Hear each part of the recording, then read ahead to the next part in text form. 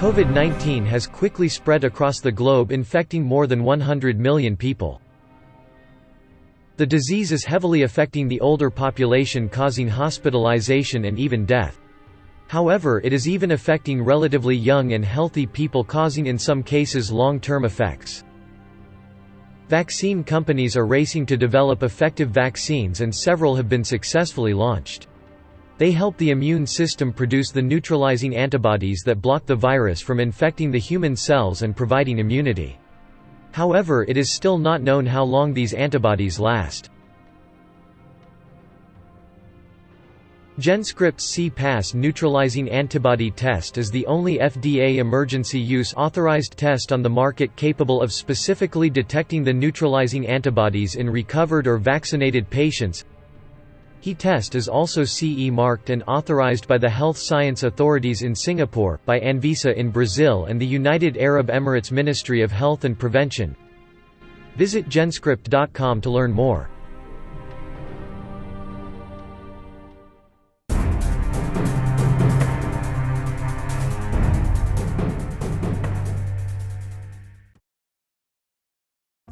This short video describes the science behind the SARS-CoV-2 Neutralization Antibody Detection Kit, or cPass. cPass is developed to look for antibodies that target a part of the spike protein of SARS-CoV-2, the receptor binding domain, RBD. SARS-CoV-2 is the virus that causes COVID-19. These antibodies, termed as neutralizing antibodies, stop SARS-CoV-2 from infecting the cell. Not all antibodies that target SARS-CoV-2 can stop an infection. Other antibody or serology tests typically detect antibodies that are able to bind SARS-CoV-2 proteins.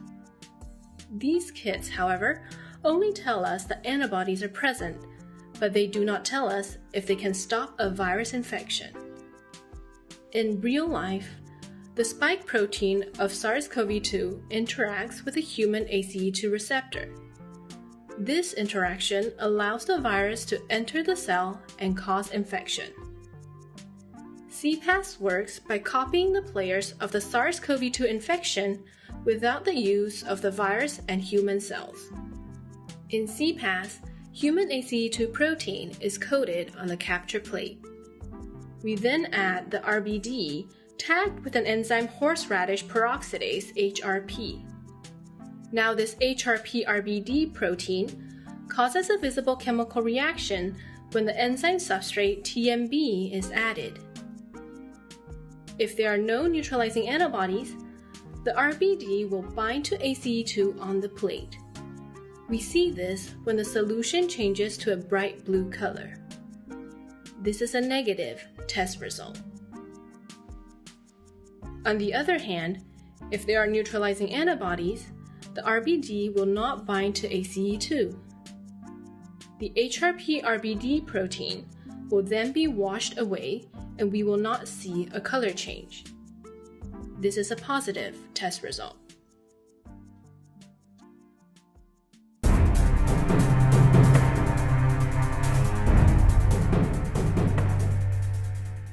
So this is basically a group of very high caliber scientists in Australia.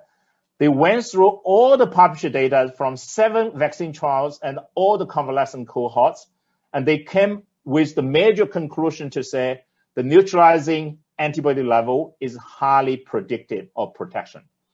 And the protective neutralizing antibody level does not need to be very high, actually. And so neutralizing antibody actually is very effective. This is very impressive. You look at this, these are the neutralization titer on the X, and these are protective efficacy, okay? These are real data. So that, as you can see, we already know, right, the mRNA, is on the top of perform, and, then you have the Novavax vaccine is pretty good. And then you have the Russian, and then you have the convalescent is here. Convalescent is sort of better than a few adeno vaccine, inactive vaccine, but not as good as the subunit and mRNA vaccine.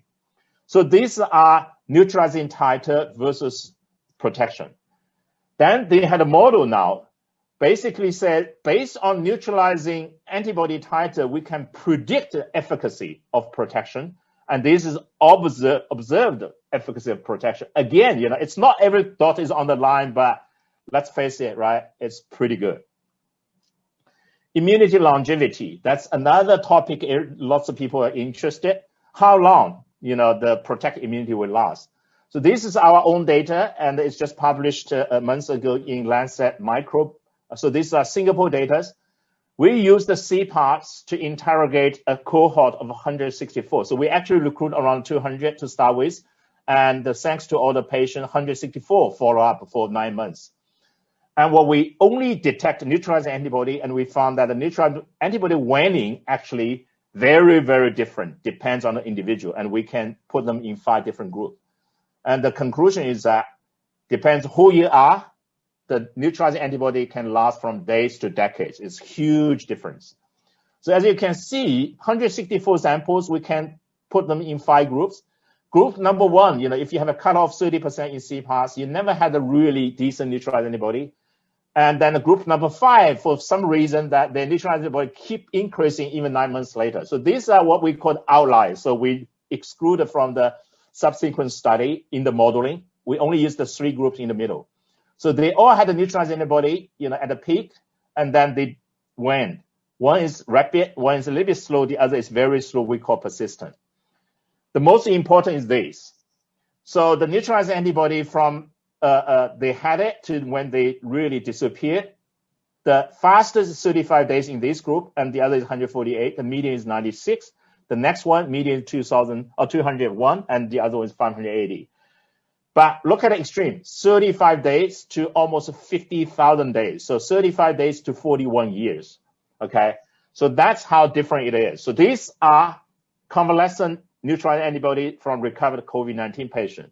So you would ask the question, will we see the same from vaccinated people like myself and many in the audience? Fortunately, we did not get an infection, but we're all vaccinated. The same paper, from the Australian group, look at that. So I'm not going to present the data, but just the conclusion say we found that the decay of the neutralizing in the vaccinated subjects over the first 3-4 months was at least as rapid as observed in convalescent subjects. So that's bad news for us.